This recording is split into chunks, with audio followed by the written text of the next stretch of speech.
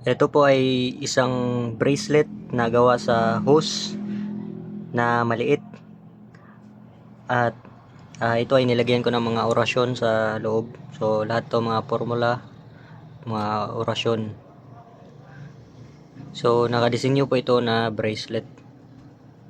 So ito po ay isusuot pwedeng dito na part or dito na part. So depende na sa'yo.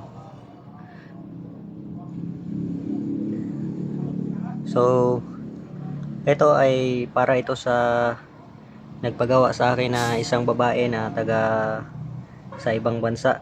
So since ngayong ngayong month, end of the month ay aalis na siya pabalik na siya sa USA. Dadalhin niya itong bracelet. So nakasukat mismo ito sa kanyang kamay kasi parehas lang kami ng sukat ng kamay. So kung merong magpapagawa sa akin ito, susukatin nyo lang yung kamay nyo at lalagyan natin ng ganito para ma-estimate ko yung allowance niya. So madali lang naman pagsukat niyan. So ito may mga orasyon. So nagagamit to pang kaligtasan sa mga panganib, pangkalatang proteksyon. So ingatan lang. So tapos ko na itong madasalan, susuot na lang niya ito palagi. So itong sa akin meron akong bracelet dito.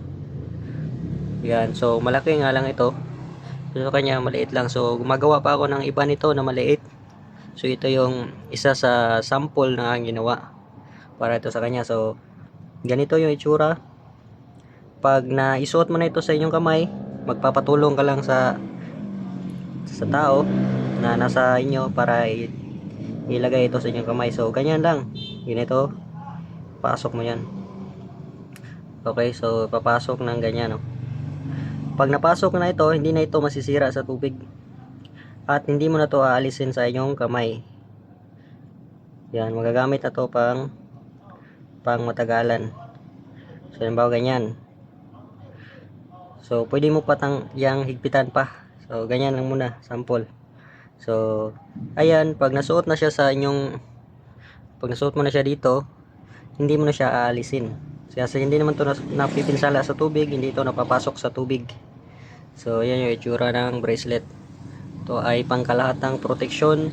Proteksyon na rin sa lahat ng klaseng witchcraft, bad spirits, at sa lahat ng masamang tangka ng masamang tao. Yan, meron na rin itong pangkabal at dagdag lakas sa katawan para di madaling mapagod sa oras ng trabaho. So ayan, bracelet, simple lang. So kasi dadalhin niya ito pag punta sa ibang bansa. So, lapit.